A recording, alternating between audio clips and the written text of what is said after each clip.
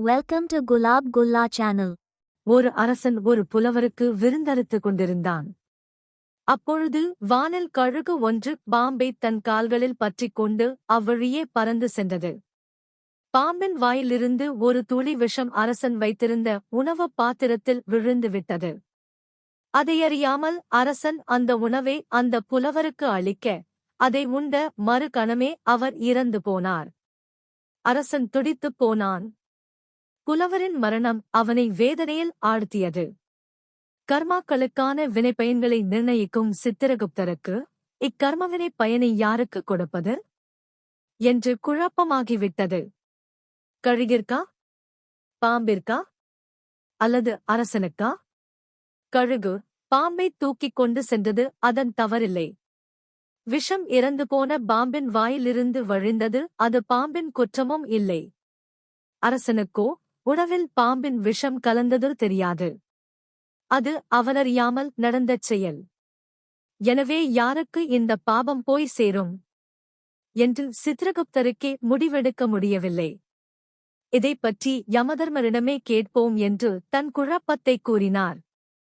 சித்திரகுப்தர் கூறியதைக் கேட்ட யமதர்மன் சற்று நேர சிந்தனைக்குப் பிறகு இதற்கான விடை விரைவில் கிடைக்கும், அதுவரை பொறுமையாக இரு என்றார். ஒரு சில நாட்கள் கழித்து மற்றொரு புலவர் அரசனின் உதவியை நாடி வந்தார்.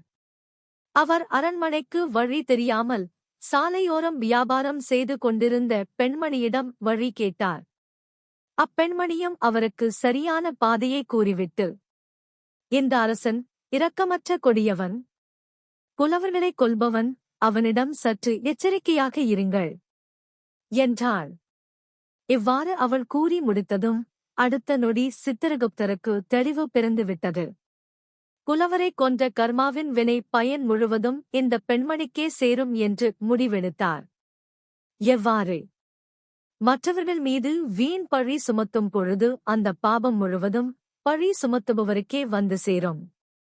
உண்மையே அறியாமல் அபாண்டமாக பிறர் மீது பழி சுமத்துவோரும் தெரிந்தே வீண் பழியை பிறர் மீது சுமத்துவோரும் அந்தந்த கர்மவினைகளின் பயன் முழுவதும் வந்து சேரும்.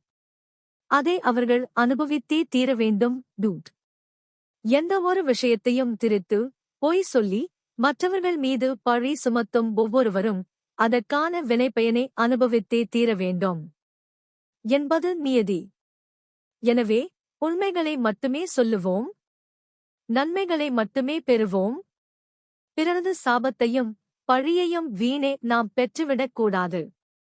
எனவே பிறர் மீது அபாண்டமாக பழி சுமத்துவதைத் தவிர்ப்போம். எனவே தேவையற்ற பிறரது பாபங்களை நாம் சுமக்காதிருப்போம். அனைத்தும் இறைமயம், எல்லாம் இறைவனின் செயல். Please subscribe us, like us and share the video.